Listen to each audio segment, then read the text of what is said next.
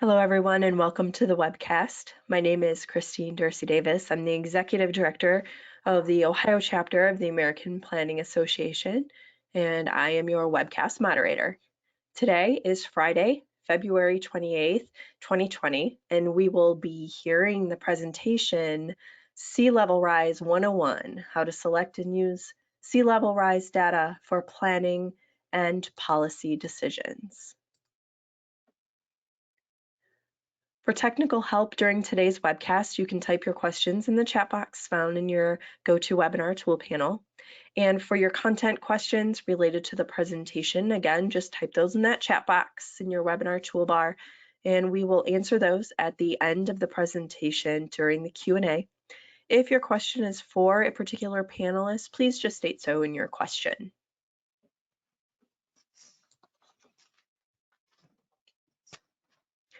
Today's webcast is sponsored by APA's Hazard Mitigation and Disaster Recovery Planning Division, more happily known as HMDR, because it is less words and we love acronyms in the planning world. So thanks to HMDR for sponsoring today's webcast. And we will hear a little bit more about them coming up here in just a minute. Coming up on your screen is a list of our upcoming webcasts, and we do have many more coming down the pipeline, so be sure to check back on our webcast webpage, which is ohioplanning.org/planningwebcast.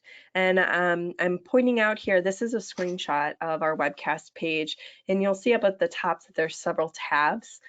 For PDF copies of our presentation, you can hit the prior webcast tabs. And we do have several sessions available for distance education. We have a law and an ethics. So those are on demand for you. You can just view the webcast recording on YouTube and get credit for it. So you can just click on that distance education tab there and get more information on that. So be sure to check us out on our website for all of that good information. So today's session has been approved for 1.5 CM credits for live viewing only. To log your credits, just head over to planning.org, log into your My APA account, and then from there you can either search by today's title or the event number, which is there in parentheses. And both of those, if you don't get a chance to jot them down, are available on our webcast webpage for you. Like us on Facebook. Just search Planning Webcast when you get on Facebook to receive up-to-date information on our sessions. And be sure to subscribe to our YouTube channel. Just head over to YouTube and keyword search Planning Webcast will pop up. So click that red button to subscribe and you'll join over 2,000 other subscribers. And we have over 300 video recordings that are up on our YouTube channel for you to view. And we are recording today's webcast and it will be available up on our YouTube channel at the conclusion of today's session. And with that, we also have a PDF copy available on our webcast webpage, which is ohioplanning.org/planningwebcast. Okay, I think that's it for my intro. So I'm going to turn it over to Nicole Fagan, who's one of our speakers for today, and she's also going to do a quick intro of the HMDR division for us. So Nicole, I'm turning those controls over to you.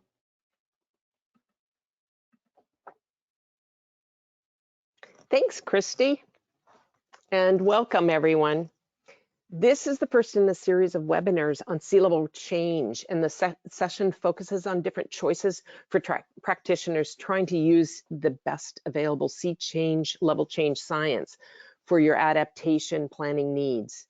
So a quick note about HMDR, as Christy said. We're a newer division of APA, but we have a really broad geographic reach. We have 1,416 members that are spread across 49 states and the District of Columbia and 29 countries.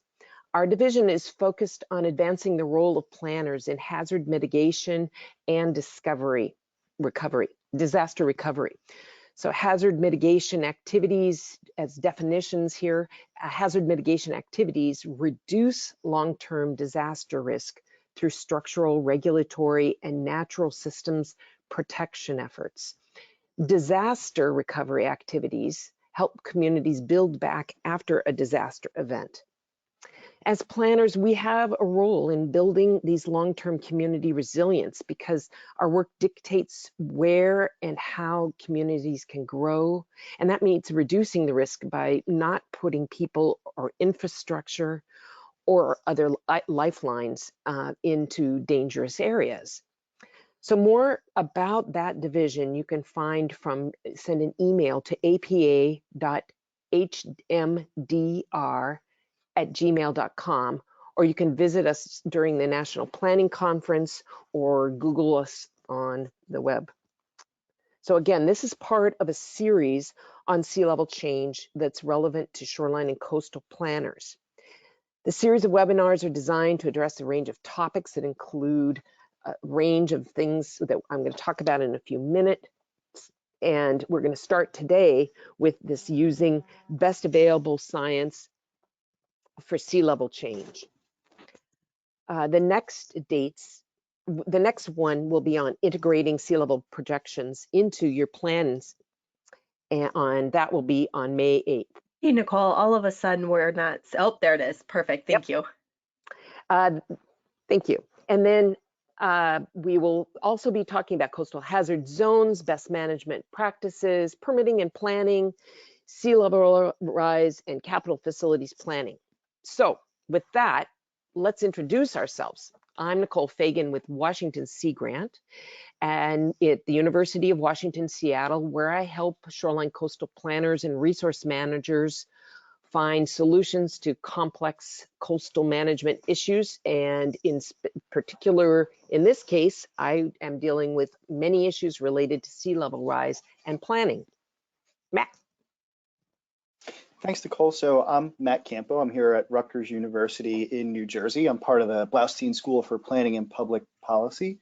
And I have a similar role to Nicole in working with coastal communities, thinking about sea level rise and coastal hazards.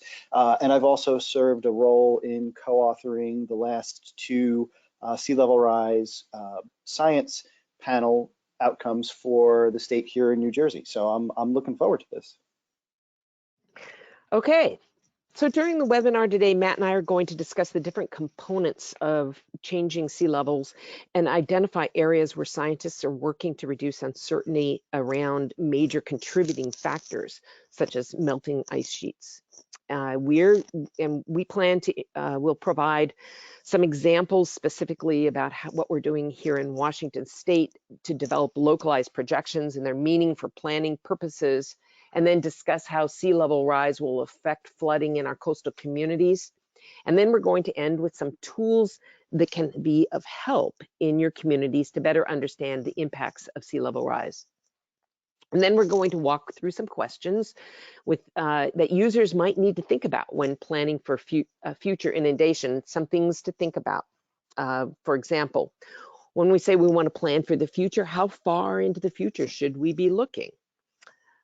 Do our assumptions about future emissions matter?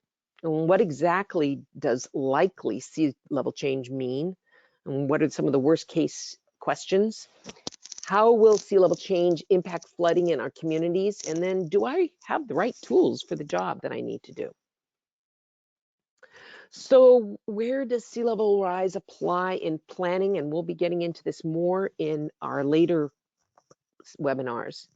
As planners, we're faced with a number of different types of situations where we may want to consider sea level rise in the planning processes. So climate change and more explicitly sea level rise show up in plans at all different levels. For example, you might find it in climate resiliency design guidelines or in National Wildlife Refuge in a comprehensive conservation plan.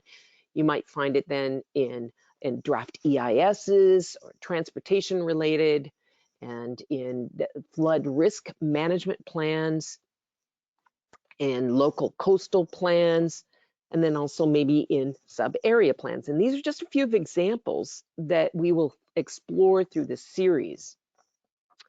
The series is going to help you learn how to use the sea level rise information for these different type of planning documents.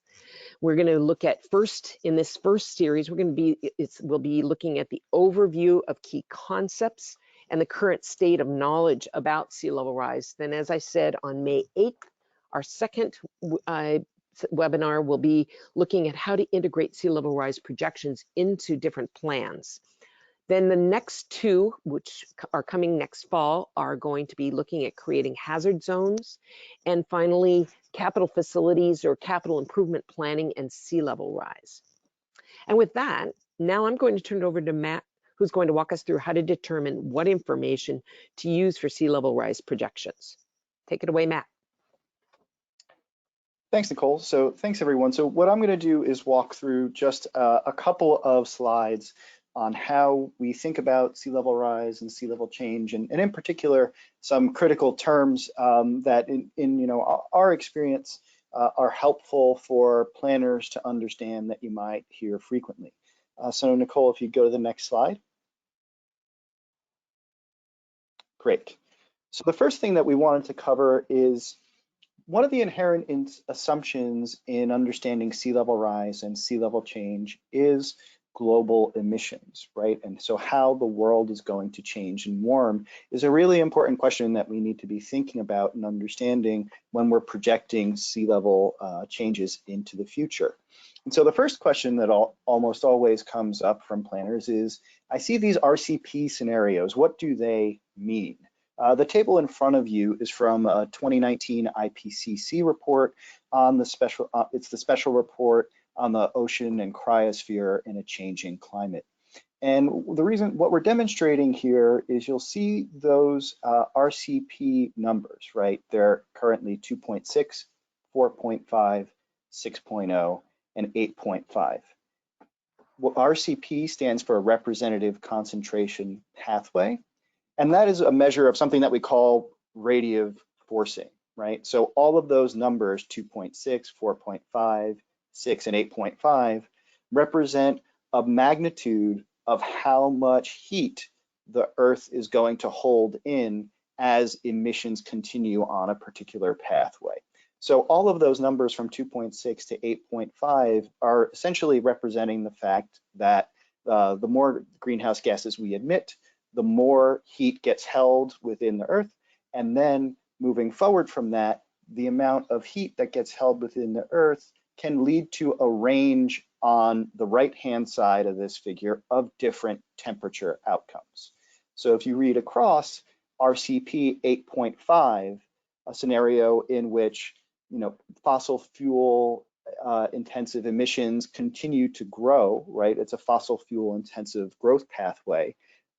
Results in something like between 0.9 and 1.8 degrees change by 2050, and then 2.6.4 to 4.8 degrees change Celsius by 2100, right? So the amount of heat that gets held in results in a range of potential temperature outcomes. So if you're thinking to yourself, for example, in popular media, you'll see a lot of different temperature targets, right? This is how those temperature targets, right, whether we talk 1.5 degrees C or 2 degrees C, right? This is how those temperature targets relate to those RCP numbers that we sort of see all the time in our different scientific bases. In addition to that, the other thing that's important to understand is that these are global emissions scenarios and global emissions pathways. And so the reason that that's important is because oftentimes as planners, a lot of the times I hear, our particular state or our particular, country even, right, is doing a lot to reduce emissions, and therefore we're going to assume a lower, sort of emission scenario for our sea level rise science that we're going to use. And that's not necessarily the case, right? Even though there are lots of reasons that we should reduce emissions, it is not necessarily the case that your individual municipality's efforts in that regard should necessarily change the assumption of what you think the global outcome is going to be in the future, right? And in addition to that understanding of how the RCPs and the emission scenarios work and influence how we use the science, is also a question of, when we've worked with our science panels, and some others on the phone may have experience with this as well, right? Our science panels have been sort of hesitant to ascribe any likelihood to any of these outcomes, right? So later on in the presentation, we'll talk a lot about probabilities and uncertainty, right? And in the case of choosing an RCP scenario, it is not necessarily the question of whether one of them is more likely to occur or whether choosing one of them is a better assumption than another, right? The question is really thinking about how sensitive your analysis, whether it's an exposure assessment or something else that you're doing, is to a few of these different scenarios, right? So when we're thinking about emissions pathways and we're thinking about those changes in those assumptions, we should be thinking about them in terms of, sensitivity and understanding whether or not changing those outcomes causes us to cross a critical threshold, rather than trying to say one is going to be more likely than the other. And if we go to the next slide,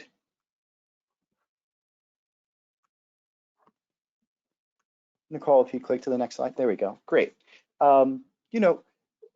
This is important because there's a lot of different debate right now about what to use. Are we continuing on a fossil fuel intensive growth path, or have we enacted policies that are going to mitigate those pathways, or have we put those policies in place but they may not be enforceable or people may not follow them, right? These are all things that we can think about when we think about emissions and pathways and how we use those assumptions in our work in selecting sea level change emission scenarios, right? So there's no real right answer here as to which emission scenario or which emissions pathway is the most likely or more likely or best pathway to choose right now. The answer here, as in many cases, will be, well, to understand that if emissions goes along one pathway, that's going to have some set of results in sea level change. And if the emissions moves along in a different pathway, it's going to have another set of results. Whether or not those differences are going to be meaningful for you is something that's going to be instructive in your discussion with your stakeholders. If we go to the next slide,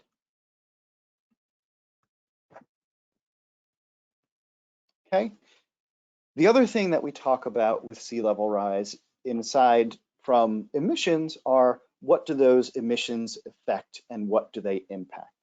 And so what you see in front of you, again, is another figure that comes from that IPCC report, and it lays out in front of you all of the different variables that are encompassed within sea level change, right? So there are a couple of different sets of dynamics we need to think about in order to understand sea level change. And first of all, understanding that, Sorry. when we talk, that's okay.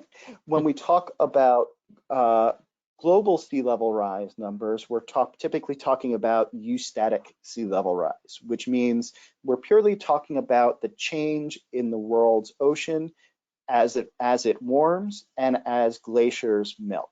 And so you'll see those two attributes sort of in the purple off to the right and in the red in the middle, right? Those are the components that make up global sea level rise that the IPCC sort of reports all around the world. Local sea level rise or relative sea level rise, which is what I imagine most of those of us working in this field use, takes into account another set of variables. And those are the things that you'll typically see in yellow on this diagram, right? And those are things like how strong and in what direction are the prevailing winds? How does that affect currents and what do the currents look like near your coast? Does the ground underneath your city sink or does it rise? All of those dynamics are encompassed within the relative sea level change term. And so if you often find yourself wondering, why is the sea level rise we experience here in New Jersey different from what the IPCC reports as a global number, well, the change is because of those ocean currents and winds that drive how the water moves, land subsidence or sinking, and then sometimes we talk about, when glaciers far away from us melt, it might cause the land to sort of shift like a teeter-totter, right? Going back to earth science and our concepts of tectonic plates, right? And that is what we call something called glacial isostatic adjustment, right? Really fancy term for essentially when the ice melts, the land either goes up or goes down, depending on what side of the teeter-totter we're on. And so all of that science gets presented to us in a couple of different ways here in the United States. And Nicole, if you go to the next slide. And so, I've put sort of two frameworks here in front of us. Other folks might have different scientific bases here. But generally speaking, there are two ways that we think about this, right? We either kind of build all those ingredients from the bottom up using a probabilistic approach, or we from a global scenario based, which says if global sea level rise is 2 meters, what does that look like in New Jersey, right? And so what we're talking about here when we're using probabilistic versus scenario based science are a couple of things. First, on that left hand side, you'll see sort of all the ingredients that we just looked at, right, in the past picture. So what we do when we develop these probabilistic numbers that are both, what New Jersey uses and what Nicole and Washington State are using, is we essentially take all of those ingredients that we just talked about and we run simulations thousands and thousands and thousands of times to see what those outcomes result in terms of sea level change. And then those thousands and thousands and thousands of simulations give us a sort of probability distribution, right? And so out of 10,000 simulations that we might run, 70% of them might center around a midpoint of like 1.5 feet or something like that, right? And so when we talk about probability and uncertainty, and we use those types of terms and approaches, right? It's meant to say we ran the model thousands and thousands and thousands of times, and out of those outcomes, this many sort of fell around or above or below a particular number. When we talk about a scenario-based approach, right, what we're doing is saying, if global sea level rise is of a certain height, and there are 6 different heights that we use from a federal national guidance perspective, then what would that look like in New Jersey, or what would it look like in Seattle, or what would it look like in Miami? And the important thing to understand about this, Nicole, if you go to the next slide, is that they are not mutually exclusive, right? So one of the interesting things about this science, and when we talk about best available science, is oftentimes the science is comparable to one another. And so just because you in a particular state might have a certain way of looking at sea level rise or a certain model for sea level rise doesn't necessarily mean it's not comparable or not compatible with the federal information, right? So it's worth noting and understanding that when people are having conversations, sometimes we'll get the question about what's better, right? A probabilistic model or a scenario-based model. And the answer is, well, sometimes it depends on the application. Sometimes it depends on whether or not you're applying for a federal grant. So you want to use federal information that's equivalent to yours. And so it's really a question of which suits better for your purposes here, right? They are not mutually exclusive sets of science, even in the cases where a lot of the same scientists collaborate on developing a lot of this different work. But in addition to that, Nicole, if we'll go to the next slide, you'll notice that one of the really critical points here is that when we talk about this term best available science, right, it's based on what we know at a particular point in time, right? And so in many cases, and particularly some of you that might be on the phone that have had this type of guidance in your state for a while, Nicole, if you just advance one forward so the red circles pop up, you'll notice that the science can change, right? And this is a really critical and important dynamic to understand, that when we're doing sea level rise science and projections right now, we are doing it based on the basis of the scientific information, all the physical science and all the computation that we know at this point in time. But we also know those places with only the single plus signs on that diagram, there's a lot more work to do in terms of understanding how those physical processes are going to impact sea level rise and when they're going to impact sea level rise, right?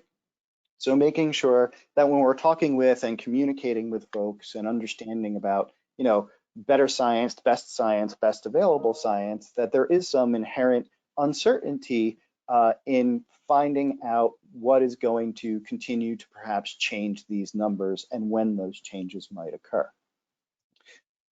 If we go to the next slide. Another question we often get is this question of resolution, right? So how close is close enough, right? What tide gauge should I use for flooding? Or, how is a certain amount of sea level rise compatible for my site or my plan, right? How close is close enough in this case? And the answer to that question really depends on a couple of factors. So if you'll go to the next slide, Nicole, and then click one more forward. Right, so the question as to how to apply sea level rise science and what your instrumentation along your coast and your gauges can tell you, it's really impactful in terms of whether or not your site impacts a lot of vertical land movement, right? Which encompasses, does the ground sink or compact, and are you on a particular side of the teeter-totter, right? So that part of sea level rise gets impacted at a very local scale, as well as the flood characteristics, right? So across our 5 tide gauges in New Jersey, there are some significant differences in how flooding occurs in each parts of along different parts of the coast, right? But the question of how close is close enough is really dependent on how those particular attributes of sea level rise and the floods that we all experience can vary along your coast. So the question of Washington State having hundreds of tide gauges and New Jersey having right now 5, from a sea level rise perspective, based on our deliberations, was okay to have those 5 different tide gauges. And in fact, our science panel came up with one sea level rise number for the state that actually just varies. The only thing that varies across the state is how those extreme water levels change. But really, we have one number for the state or one set of numbers for the state of New Jersey. And so again, it's this concept of thinking through how those different local variables might affect your work and thinking about whether or not one number for the state is good enough or 100 numbers for the state is what you need. And so now I think Nicole is going to walk you through the process of doing this work in Washington State. Thank you, Matt. And so what I want to do is show how in Washington State we've taken all of this information Matt is talking about and what it looks like so that we locally could understand sea level projections for the state. So up until about 2018, we would ask ourselves, what should we use for the right number for sea level rise? Should we use 1, 2, or 3 feet? What's the time frame? Where does that apply? So we want to take a step back, and in 2016, Washington Sea Grant and Washington Department of Ecology and the Washington Climate Impacts Group, along with other partners, received a grant from NOAA to develop localized projections, among other things, through the Washington Coastal Resilience Project, which is now coming to the end of the 3.5-4 year process. And the purpose of the project has been to rapidly increase Washington's capacity to deal with coastal hazards and climate change by improving collaboration among scientists, public program managers, local authorities, and non-governmental organizations. And with all these partners working together, we set about to answer a number of questions, and among them was the important one of how can we advance sea level rise information at a level that's relevant and useful for all of our local communities. And so one of the most important aspects of this effort was to develop these localized sea level rise projections for the state. So what we did, and going back to everything that Matt talked about, how do you then take what's maybe national or international information, and how do you make it localized? So we worked to create new science, using the new science, and the projections included the latest science for sea level rise that was based on comprehensive assessments of global and regional information. And the assessments then incorporated the projections from research that indicated the potential for higher sea level rise by 2100 and into the 21st century. Then the second thing we did is created probabilistic projections, and meaning that the range of projections is based on likelihood or chance that sea levels will rise at a certain amount by a specified time frame. And this, if you remember back what Matt talked about, the two different methods, one is probabilistic and the other is scenario-based way to develop projections. So similar to New Jersey, we've developed these probabilistic models. And then the third point is creating these community scale localized information, taking into consideration variations specifically of vertical land movement along the coast. So a driving issue with respect to sea level change in Washington is due to this, what we call this vertical land movement, the elevations of sea change being different in, as I'm showing here, the outer coast for Washington State, areas like Neah Bay, where there's uplift due to our tectonic plate movement. And then you have subsidence in the, what we call the area of Puget Sound, where Seattle is located. So going back to this slide, here we are again with the same graphic that Matt showed, and these factors that influence sea level change. I'm going to zero in on this area here, and these are the two factors that we're looking at here, is focusing on the vertical land movement issue for Washington State. So to address that, we conducted these vertical land movement study, and it demonstrated that there was a significant difference, or there was a difference, and this was the issue that people were running into in using the projections that were just one number for the whole state. But there was a difference in the outer coast, and the red signifying that the uplift, and then these areas in blue that you see, which were central Puget Sound. And so, like Matt had said, we created information for 171 locations.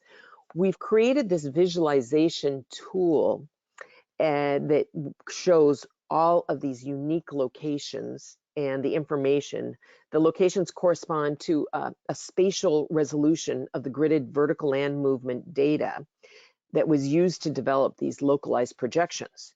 The coastal segments differ in length because of some irregularities in the coastline relative to the grid. But in this image, you can see we have a tool that visualizes each of these segments, and then you can actually zero in on a very specific area anywhere along the coast and get the projections for that specific area. And then, so what we did with the information was we created these probabilities for the localized projections that's based on time frame, as you see along the x-axis, and then the feet of sea level rise along the y-axis. And what you see with each of these lines are different probabilities of the probability that the sea levels are going to meet or exceed a certain magnitude.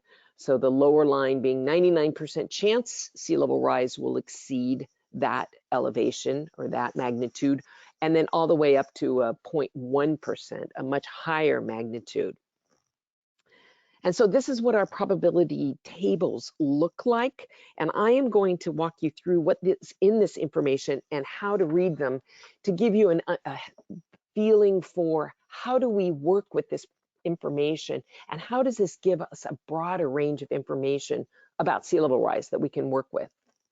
So when we talk about this, we use 3 key factors. And these are 3 important things that we need to be thinking about anyway when we think about sea level rise projections. So we need to think about time frame, we need to think about risk tolerance, and then the greenhouse gas scenarios. So first, let me talk about time frame. So with respect to time frames are used for assessing whether sea level rise may be different depending on the type of analysis that we are doing. So, for example, are you conducting a vulnerability assessment? Are you using the sea level rise projections for general planning? Are you looking for projections to apply to a very project-specific design? Or are you using the information for restoration purposes? So for example, with a vulnerability assessment, you may want to be looking at and thinking about multiple different timeframes to explore how inundation is going to change over those different periods of time. When we're talking about general planning, for example, your comprehensive plan, your local coastal plan, et cetera, you may be only looking at a 30-year time frame as compared to a much longer time frame. Then when you're doing project-specific design, it could be anywhere from 20 years to 100 years. So this is thinking of lifespan of a project. So if you're considering, for example, resurfacing a road, you might be looking at 20 years.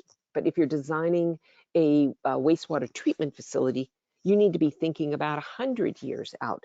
So how you address or select what your sea level rise projections might be are really going to depend on those different time frames. Restoration is an interesting one in how you determine time frames. If you're just looking at designing a restoration project and want to make sure that you're designing it so that your vegetation, for example, may be wondering whether or not that's going to be affected by the sea level rise, you may use a shorter time frame, maybe 20, 30, 40 years. On the other hand, if you're thinking about having to restore function and value of the processes as part of that restoration, you may be looking at 100 years or more out that you want to be considering. So with timeframes, I just want to show an example from the Santa Monica Coastal Plan. They've actually included this in their plan. And this shows how, when you're thinking about sea level rise projections, you might want to look at very different timeframes. Residential structure, 75 to 100 years, whereas asphalt roadway, 25 years, storm drain, 100 years. So this is the kind of, gives you an example of how time frame of what you're thinking about really matters in the context of your sea level rise and thinking about projections. Okay, second factor, risk or the probability of exceedance. And said differently, it's what's the likelihood that sea level rise is going to meet or exceed a certain magnitude by a specific decade. So let's just start with a bit of terminology. When we talk about a low probability projections, there's a low chance that sea level rise are going to meet this level. A high probability projection, by contrast, you're pretty darn certain that sea level rise is going to rise and meet this level. And then we talk oftentimes about these mid-range or likely projections. It's the 50-50 chance, if you will, that sea levels will rise to this level. So how do we talk about risk in the context of selecting sea level rise projections? So when we start thinking about risk, we think in terms of being risk averse or being risk tolerant. And this relates to our comfort level, that the sea level rise will reach to a certain level. So here I'm just giving you an example. If you are risk averse, it would be a very low probability, thinking it as a very low probability that sea level rise is ever going to reach that level. And you might think of that, for example, If you're designing a wastewater treatment facility, you want to be very risk averse. You want to be absolutely sure that sea level, that you've projected accurately or as close as you can. By contrast, you could be risk tolerant and you would consider a much higher probability that the sea levels will reach or exceed this level. Thinking about this, it might be, for example, designing a beach park, and something that could be adaptable so that if there's flooding, if the level of inundations keeps increasing, that beach park that you're considering, you can make changes to it over time. So then the third factor to talk about is greenhouse gas scenarios. And again, this is what Matt talked about of the sea level rise, that how they depend in part on the greenhouse gas scenarios and how quickly the Earth is warming. And then how quickly the Earth warms then affects how quickly the sea surfaces are rising. So in Washington State, we used two scenarios. We used a low emission scenario in our projections, the RCP 4.5, and the high emission scenario of 8.5. So one of the things to keep in mind is that between the two scenarios, up until about 2050, it doesn't matter which of these projections you use, your sea level rise projections are pretty similar, with either the 4.5 or 8.5 scenarios. So for example, you'll see, I'm going to show you how we created tables that show two different, the 4.5 and 8.5, but the numbers are pretty similar for the two different scenarios. But then after that, as you can see, the yellow area is much different than the red area. The red area on the map on this graph is the 8.5, whereas 4.5 is the lower emission scenario. Here's an example of all this information laid out on probability tables, and this was used for one area in Washington State. And it shows the three factors: the greenhouse gas, time, and probability, and the numbers that you see are shown in feet. So I'm going to just walk you through and show you how this information looks and how you can see the differences in these projections based on these different factors. So here we've provided, in this table, we have 4.5 and 8.5, and it's necessary to provide both of them, although, as I mentioned, up until 2050, there really is not a big difference between the two projections. Okay, so down the left column are the time frames that I talked about. And in our full projections, we have time frames that are spaced out every 10 years. So you have a table that gives you much more in the way of flexibility of choosing an actual time frame.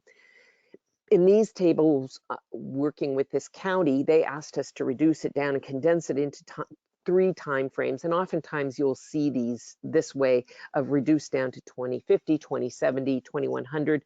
It makes the tables more manageable to work with.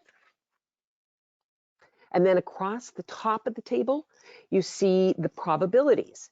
And so in this case, it's been condensed down. Instead of there being after every 5 percentage points, 5%, we've created just 3 main columns. We have the very likely column, which is a 95% probability that sea level will meet or exceed this amount, and a likely column, or the 50% probability, and then the unlikely probability that sea levels will meet or exceed this. And then we provide a mid-range for people to look at.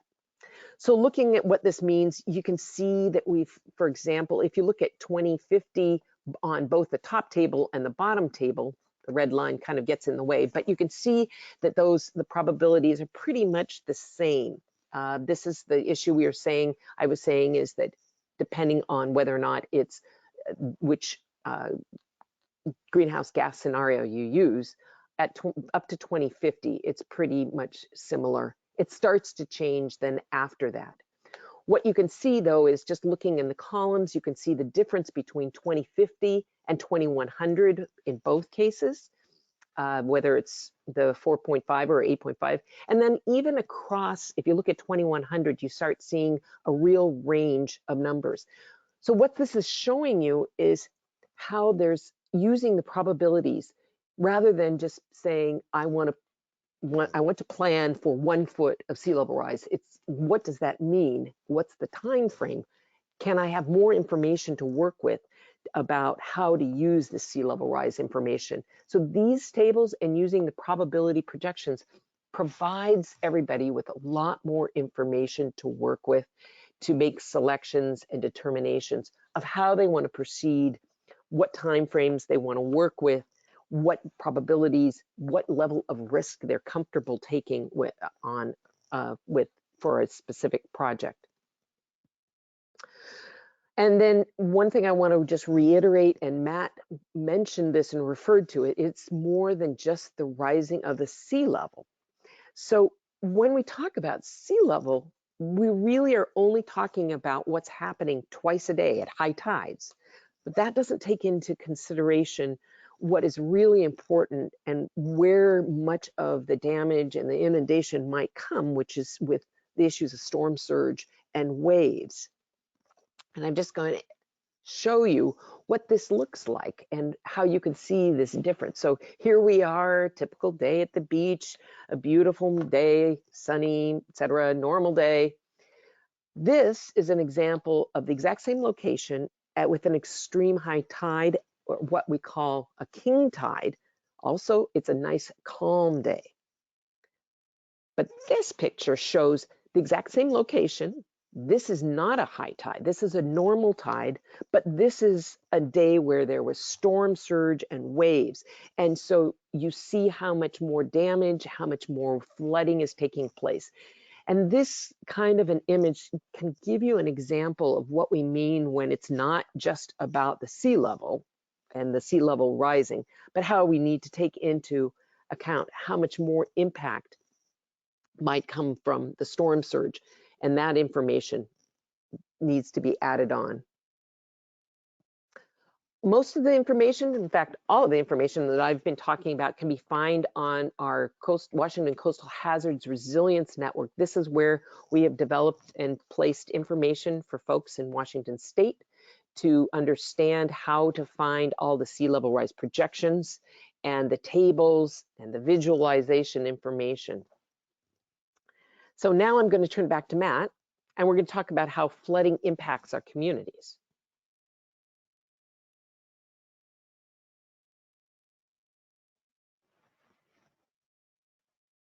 Great, thanks, Nicole. So you can move forward to the next slide, actually.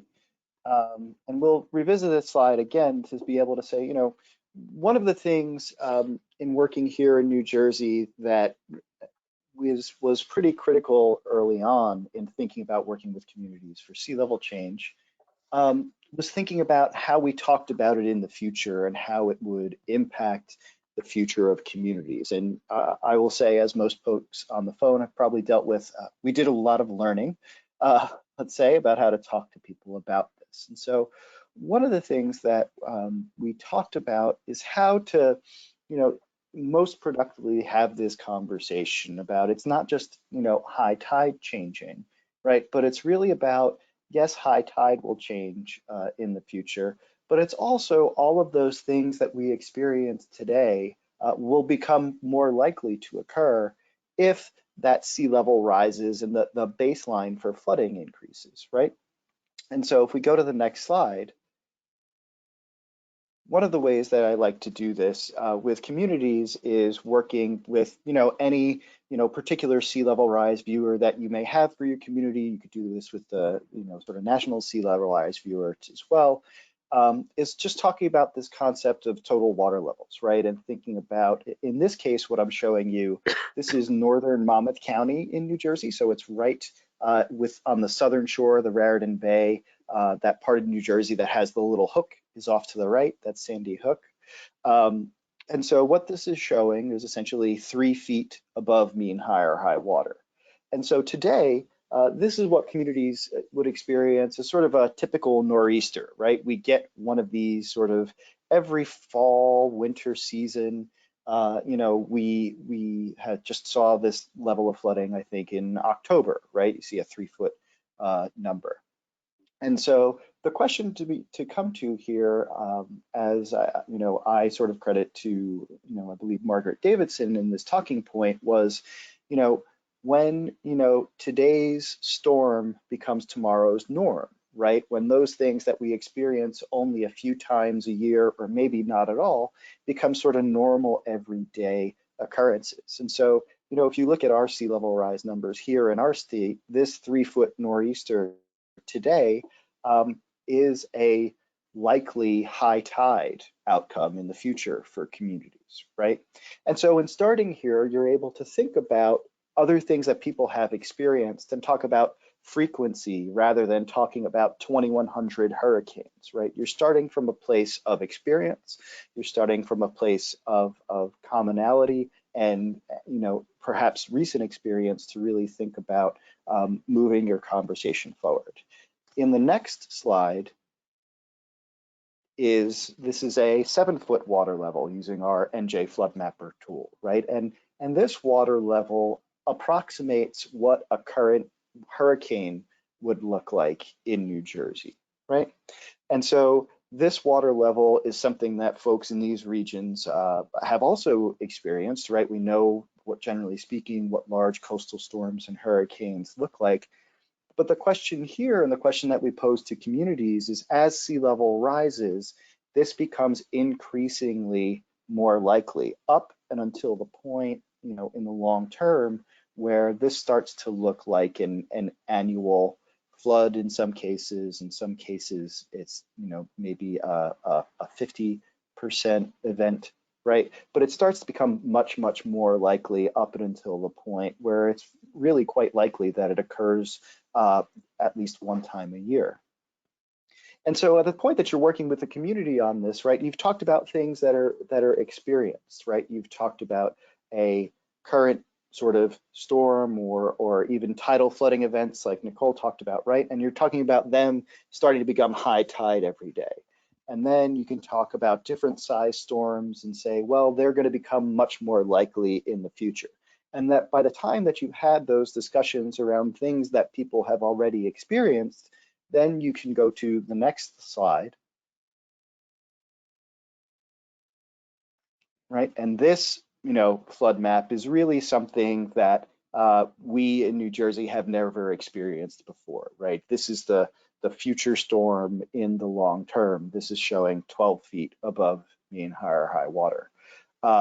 And for folks on the West Coast, right, are thinking that's a really high number. This is one of the interesting things about working nationally, right, is that the water levels and the types of storms and what we're talking about here can be quite different, right? You know, when we talk about base flood elevations and things like that in the Gulf Coast and the East Coast, you know, 10, 12, 14, 16 feet or higher up in the air is a bit of a different dynamic than thinking about sea level rise and those associated storms on the West Coast, right? So again, you know, being sure when you're looking at comparables and you're looking how other people are planning, being cognizant of that context and the types of storms that are generating these types of futures becomes important. All right. In addition, in the West Coast, you have tsunamis, right? Which, you know, again, in planning for that unlikely events, but the important point being that all of these things are exacerbated by the baseline of flooding rising or sea level changing. So if we go to the next slide, right, we can talk about what tools are available for looking at this and thinking about this at the community level. And in particular, if we go to the next slide,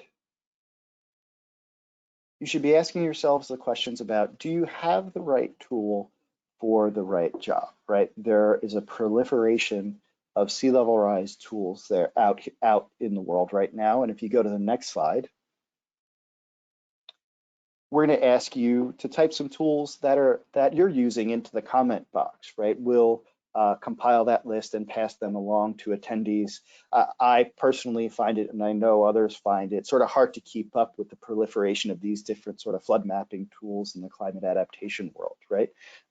So if you're willing to share, you want to share with others, please do go ahead and type those into the chat box or the comment boxes, and we're going to sort of collect them all and then share them out with folks that attend as a way to help you do that a little bit.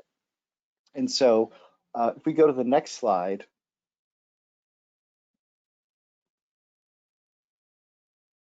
right, one thing that's available for everybody, right, is the NOAA Sea Level Rise Viewer and its companion flood exposure mapper, right? And these are two national tools. They use that federal scenario-based science as their basis, right? And these are available throughout the United States. And so if you are a coastal community, your state does not have sea level rise guidance, your locality may not have sea level rise guidance, but you still want to plan for sea level rise and changes in coastal storms, this is your tool, this is your viewer, and this is how you can start to think about walking people through some of these issues. Really sort of important to think about when you're using these tools, what is the right application, right? So generally speaking, tools like the Sea Level Rise Viewer and the exposure mappers are good local planning tools. And then I like to use them as what people often refer to as feet wet models, right? Which means that if we're showing water here on these maps, then we can be pretty confident that your feet will be wet in places that are blue. But it's not saying that your house will be damaged, right? Your house might be 15 feet up in the air or 8 feet up in the air in some cases. So it's really critical to understand, and represent to the communities what these tools are showing. In the next slide, this is our tool that we have that we at Rutgers helped develop in New Jersey. There are several other tools that other folks have used. There are folks at Stevens and Rowan and Monmouth and all different types of universities working on this issue in New Jersey, developing and working together on all these different flood mapping tools. And these exposure tools, right, you may have some in your state. What they do and what even the NOAA flood exposure mapper will do is start to overlay other data sets with those flood maps and those flood polygons, right? So the conversation we were just having about 3 feet, 7 feet, 12 feet, and those questions about, what is at risk or what are the places that might be wet at that particular point in time. That's what exposure tools are good for, right? They're good for helping to understand what places might be at risk and how we can think about planning for them. But it's important, again, to understand that specific site level requirements might require some different types of mapping, some different types of modeling. And so it's important to think about, again, how we're using these tools in appropriate conversations as planners, right? Making sure that we can say, these places look like they're at risk. They help us identify problem areas, but we don't know how high that building is, or we don't know if in fact the particular thing we're showing may be vulnerable for water. The way I have sometimes talked about this with communities is, if you're looking at an asset, there's a difference between it being vulnerable to water like the Wicked Witch of the West or vulnerable to water like Michael Phelps, an Olympic swimmer, right? Both of them exposed to the same amount of water have very different outcomes.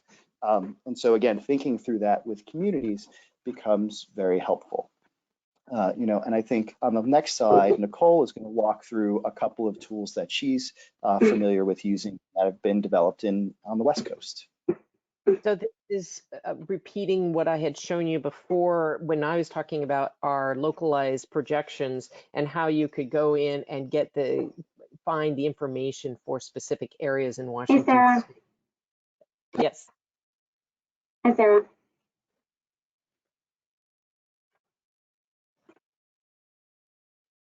I think that was our other co-panelists logging in. Thank you. Uh-huh. Okay.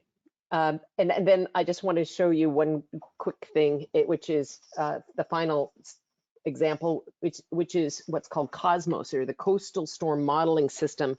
And it's a dynamic modeling system being developed by USGS. And the important thing with this is the difference. We talked about, both Matt and I have talked about this issue of the localized storm and wave and surge that is harder to get at locally.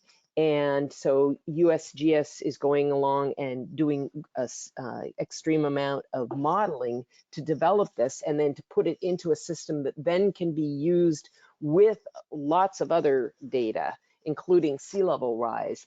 And it's using information about the evolution, such as beach changes and bluff retreat over large geographic areas. And they've been developing this, and what you see on the screen here is the website where they're projecting the information that's for parts of California. So it's the San Francisco Bay and parts of Southern California and Central California. And they're also working on the northern coast of California and modeling and developing information for Washington State. And so the web-based application is really useful, and I know that it's been used in a number of contexts in the planning context in the Bay Area, throughout California. So those are the examples we wanted to give you of our tools that's just the beginning of it. And I want to just really emphasize what Matt has said about how important it is to use these tools as planners when you're going into a community to start conversations. It may be just using it as a very first starting point to explain to community members, or to explain to your council, or to explain to your staff, what are we talking about when we're talking about inundation? What are we talking about over time frames? What are we thinking about, and where should we be starting to think about protection, the various strategies of protecting, accommodating, retreating? How are we going to be dealing with sea level rise? Which then, of course, leads us to the next in our series, which is we're going to be talking about how can we take this information that we've just explained to you and integrate it into sea level rise projections. And that will be on May 8th, 2020. And we will, that's a Friday, and we will be bringing to you some examples from different communities, planners from around the country who have been actually practicing using the sea level rise information in their plans, so you can understand how they've done that, how they're applying that. So with that, we're going to open it up for questions. And our contact information for both Matt and for me, here's on the screen. Please get in touch with us if you have any follow-up questions that don't get answered. Okay, Christy? great, thank you. And just as a reminder, you can type your questions in the chat box feature in your GoToWebinar tool panel. And a few other quick things, because I have been getting some questions. We are recording this webcast, and it will be available on our YouTube channel. Just head over to YouTube and search Planning Webcast. And we'll also have a PDF available of the presentation on our webcast webpage, which is ohioplanning.org/planningwebcast. Okay, with that, let's dive into some questions. The first one's a humdinger. I like it. So we're going to start off real strong today. The question, and this is for either one of you. I live about 1,000 miles from the coast. Can you address why people in my community should care about sea level rise, and how our polished seas should be responding? Matt, you want to take that on?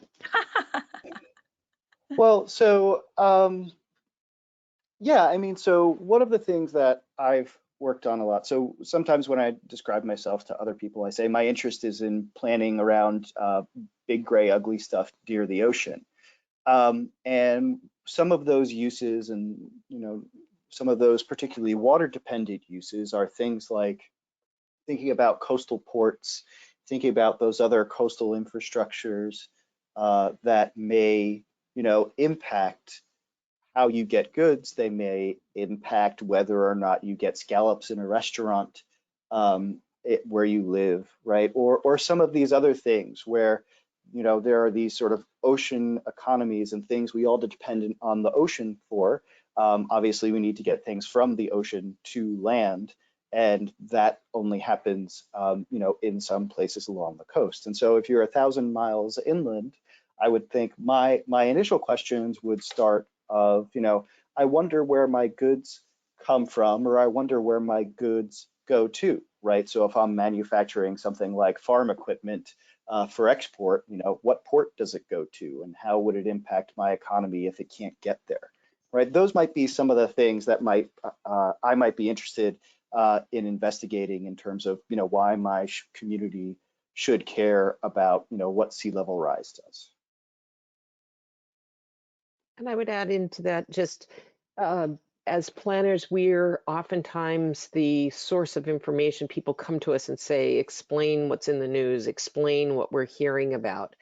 And part of what I've felt a responsibility is to help planners wherever they might be to have the language and the facility to explain to others what is in the news in a way that's factually based, and to have that information on any aspect of climate change. And then in this case, climate change issues, and then how that is affecting some of our communities, as Matt was talking about, and being able to give very factually based information to people. Thank you. Next question, we'll start with you, Nicole, on this one. The question is, why plan for 1 foot of rise by 2100 if the trend from 2100 to 2200 is a continual rise in sea level?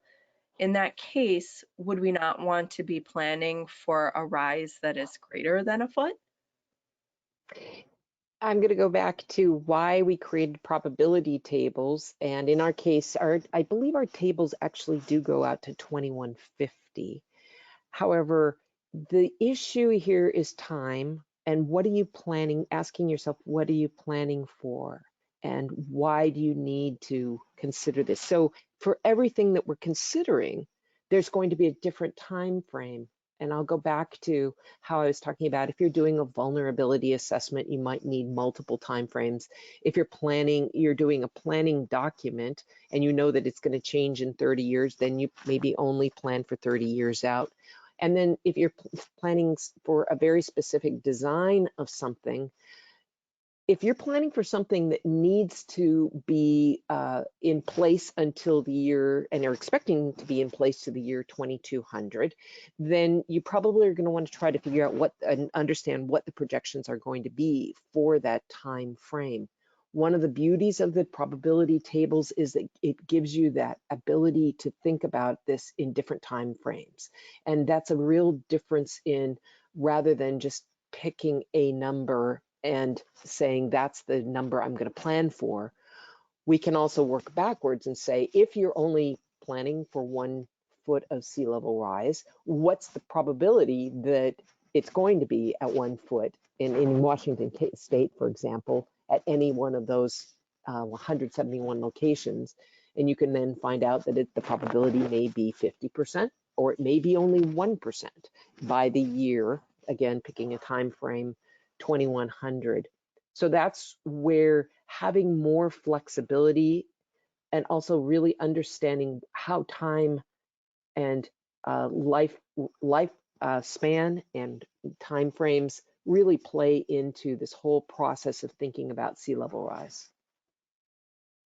Matt, do you want to add on a larger picture issue? Yeah, and so I would add, so one of the, we talked about changing science. One of the difference in the New Jersey work that we did, and in some other states as well, has been to include sort of a longer range outlook, right? So where our initial scientific guidance looked out to 2100, we added the year 2150 in our most recent update. And the reason why we did that, A, was to accommodate some of these users with very long-lived infrastructure, thinking about, well, if I have, for example, an Army Corps project that's going to take 25 years to study and then it's going to last 85 years, right? That's a long time frame that we need to think about. How do we think about working with the Army Corps? And also, Also to think about, really what some of the emissions drivers are. And so one of the important points that particularly including the long range sea level information gets at is aggressive emissions policies and reductions in emissions, particularly in the long term, mean that we don't have to plan for as high a number necessarily, right? So it's particularly those longer range outcomes help to really differentiate understanding a world which we've taken and some pretty aggressive action on reducing emissions versus a place that we don't, right? So those are just a couple of things that you get with, thinking about this longer range time frame question of how do we use that information that's pretty far out, right? It's only applicable for maybe a handful of users, but really connecting to that emissions discussion is also something we've thought about doing here. Okay, thanks. Next question. We'll stick with you, Matt. In the New Jersey Flood Mapper, do you know of a layer that shows the number of properties, owners that may be affected? So we don't have that publicly. We can do that analysis using our tax and parcel data. And we've done and looked at those analyses in some towns and some municipalities. But we don't make that parcel level information available to sort of the statewide general portal tool. Oh, also because again, this question of, well, if we did that and there was a little bit of water on the corner of a property, needing to control for those things and different sort of small regional variations at a statewide scale can be a little bit problematic at that level. So that's why for those really fine scaled types of analyses, they're not available on that sort of public flood mapper tool per se. So for Washington State, the information that we've developed and all of the projections are available in tabular form. And then we also created a guide for how to map that information. And then once you've mapped the information, you can put it into your GIS system. So local government can take and put a layer onto their GIS system, which would have parcel level, and they can go ahead and map that and project that. And there's great conversation about being able to do that, to have that, for example, at the counter so that a property owner can see what the projections might say and have access to the same information that the local government has access to. So you can download from the NOAA Sea Level Rise Viewer, I believe, localized information, and then you could integrate it into your, potentially, I believe, you can integrate it into your GIS, your local government GIS system. And that can then, with the layer for parcelization, you can get that information. Thank you. Next question. Have either of you been tracking the U.S. military's plans for resilience? And if so, do you have any lessons to share? Matt, do you want to? I've got one on that. I've worked with some folks who work with the Navy. Have you also been doing that? We can. Yeah, so I participated in what I believe was, so for Naval Weapons Station Earl, which is in that same region. If we go back to our slides, there's like it's a weapon station with a big trident that sticks out into the middle of that Raritan Bay. I participated in their joint land use study, which I believe was the first one to sort of formally incorporate sea level rise into that joint land use planning process. And the Navy has been, to my understanding, consistently doing that and using that in their joint land use studies, right? Thinking about sea level rise and how it impacts their surrounding communities and working with those communities, whether it was here in New Jersey, also in Hampton Roads, Norfolk, Virginia, and elsewhere, right? They've been doing that as well. So my understanding, right, is that the Navy and NAVFAC, created their own guidance, have their own internal planning numbers, and have been incorporating that both into their own planning as well as planning with the communities around them. That's correct, and the same here in Washington State. And I think that, and also working with some folks from the Navy who have then been part of the planning program at the University of Washington, where they've come to study specifically how to be working with sea level rise in the planning process, and then have been taking that back to the Navy. And I've been very impressed seeing how much they are talking about this in the work that the Navy is doing. And I think some of that information in different communities has been shared. I know that many of the conversations here in Washington State with naval facilities have been shared across to, for example, the ports. They work together on a number of issues. So they're very much involved in conversations here in Washington State.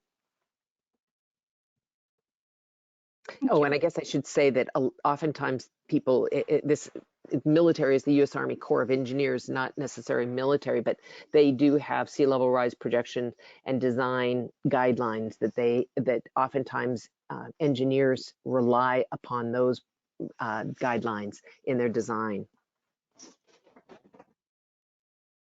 Thank you. Next question. Although perhaps considered a last resort option, are there any planning tools out there for managed retreat? Managed retreat. So managed retreat as a tool.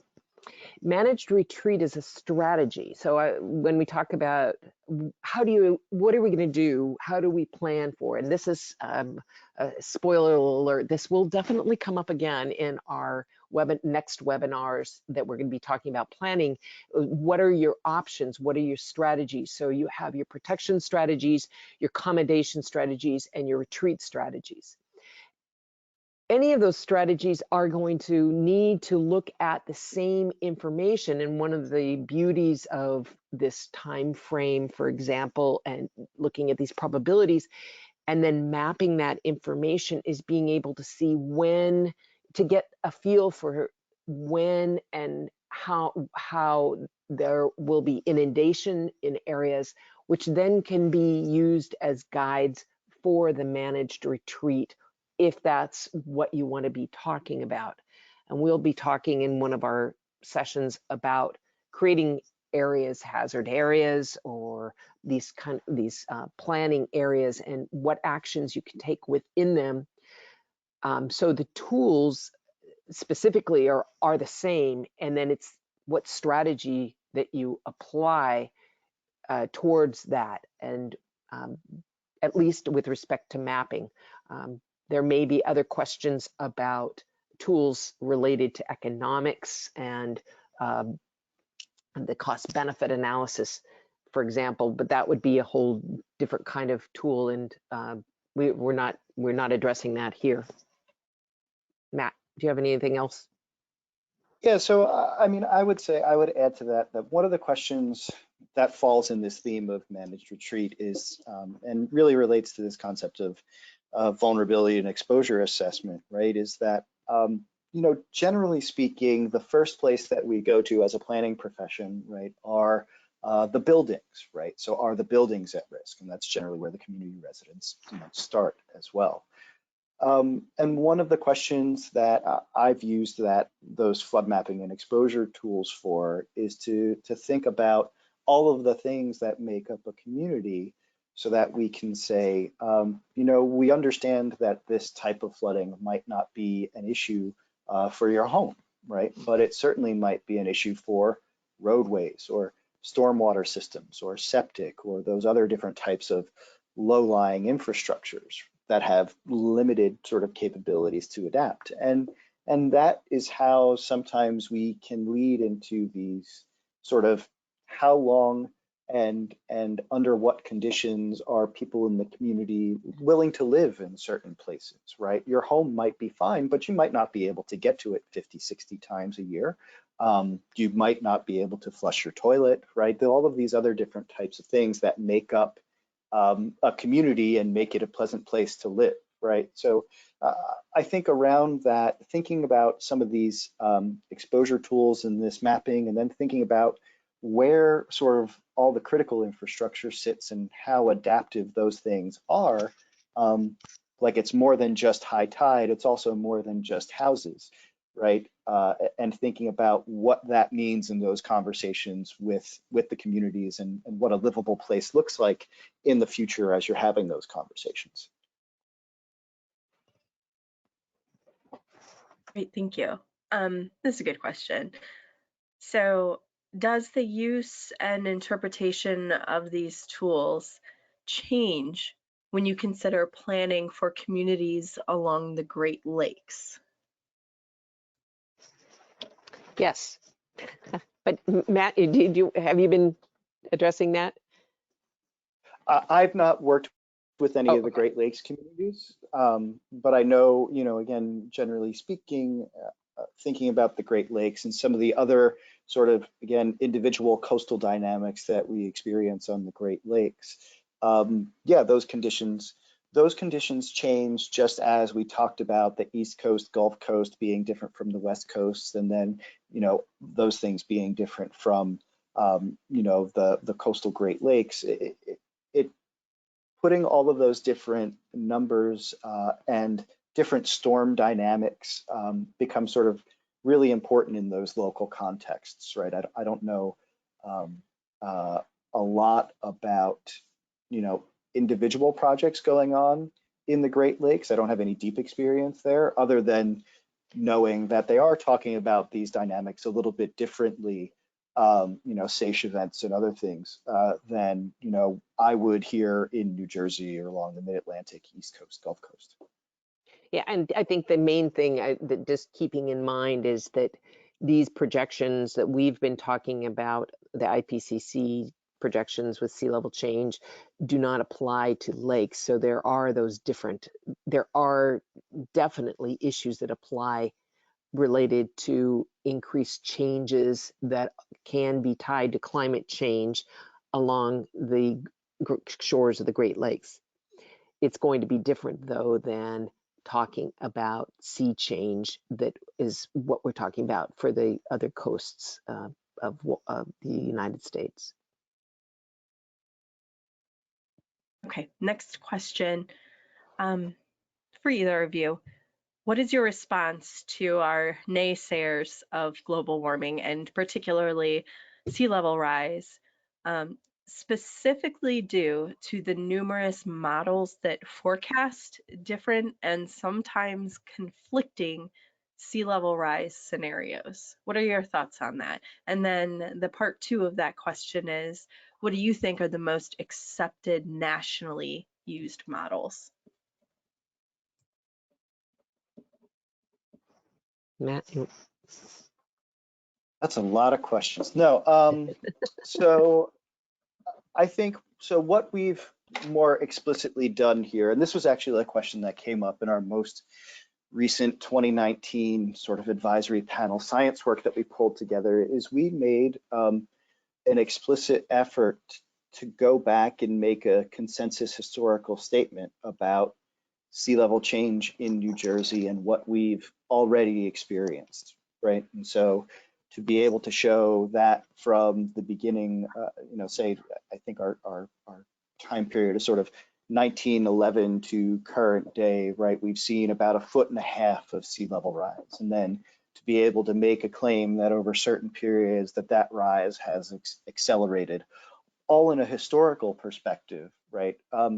Becomes important to then set up your future, right? So if you talk about the past and you say, we've already experienced sea level change here, and here's the dynamic, and here's how it's played out, and here's how it's accelerating, therefore we can expect to see it in the future, that has some effect in that conversation. Then the question naturally becomes this thought about, well, what magnitude then becomes acceptable to folks we would term naysayers or whatever, right? And I think that it does become at that point a question of being able to show different results of different models or model outputs and say, this is the sensitivity of making a particular assumption. And in particular, where models do show different outcomes, being able to explain why, right? So particularly for, if we're going all the way to flood hazard models, right? There are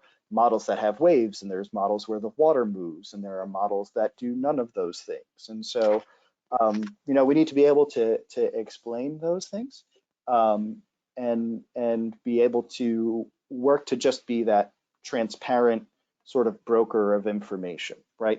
I view my role here in working with communities as being responsive to their questions, being transparent, providing them information that helps them make the decision that's right for them. In some cases, that means that, sure, there could be better or more perfect models out there, but if their state has a particular model that they use, that's what we go off of, right? And we can, understand what the sensitivities of some of those assumptions are, right? So it's, some of this comes down to, sort of what the state of the practice is, and then how you can extend on it or understand maybe the sensitivity of some of those assumptions that you may not necessarily agree with. And I think that the one additional issue, which I think you've said, Matt, and I just want to reemphasize, which is where we're talking about how do we communicate about these issues? Typically, you would not just dive into all of the science. Oftentimes with the community, the first thing you want to do is start with where people are at, what are they experiencing, which is what Matt talked about. What are you experiencing that's different this year than it was last year? And then working with people to be comfortable with information, and then providing the facts and letting them work with it. And not, the other is not getting into arguments about the science. And that's the one major issue I think that we want to emphasize is, like Matt said, there's a range of information, and you don't want to argue facts about it. Okay.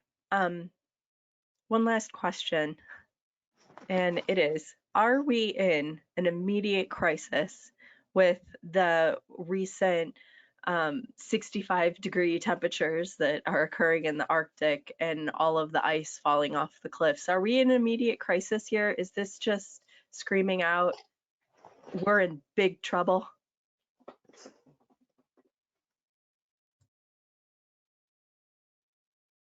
So this is the point where I'm going to say I am not a scientist and not a climatologist, but I will say this. I think working in coastal communities, my approach has tended to be a muddling approach, which is to say, let's just start really thinking about this, and let's start really getting this work into comprehensive plans, and let's start planning and understanding in particular what all of the potential outcomes could be, right? And if we can start getting that information into planners' hands, then we'll have done good work. I think that the crisis questions come on multiple levels in terms of, are we in a crisis for needing to reduce greenhouse gas emissions and our emissions rapidly? Are we in crises to need to be able to move away from the coasts because sea level will rise rapidly? I think those things occur on different timescales. And so, my general response when people have asked this question, right, of are we in a crisis, my general response has sort of been, well, we could be doing better, and there are a lot of things about this decision that really aren't in the control of the people in this room that are here talking about, where and how we're planning for this community. So, understanding everything that's out there, let's think about what the potential ways this community looks like in the future, and then what those efforts are going to need to be. And in some places, those are very difficult conversations to have. So, question around the urgency of that is a critical and important to keep certainly keep track of. And I guess my approach to this has been to approach people and approach the planning process in ways that that particular community can control for themselves and how they might adapt to all those other external factors.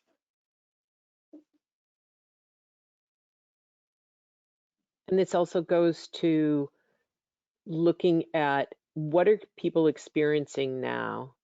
So are you experiencing flooding, and is that flooding more extreme now than it was a year ago and 2 years ago and 10 years ago? So that starts to drive the conversation. So you have communities that are recognizing that they very much need to start paying attention to this because of what they're experiencing. And then the second piece, which is thinking out into the future of what do we know we want to have that is not being inundated 50 years from now. We have much more research and information at hand that can start to give us a sense of what the world might look like. We got some pretty good 50-50 to 1%. We have probabilities of what that world is going to look like.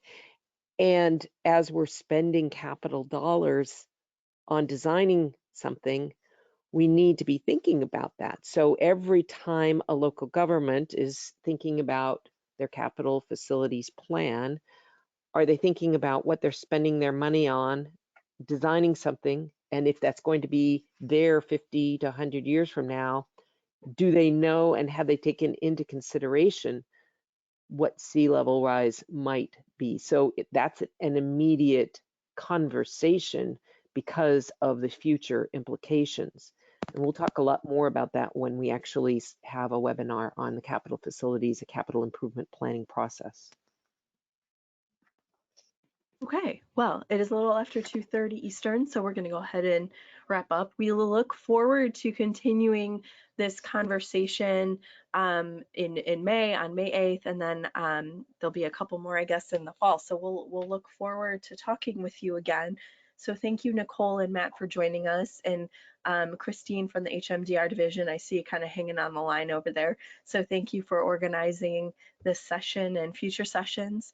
And everyone, hey, have a great weekend, and we will talk next time. Bye-bye. Thank you, everyone.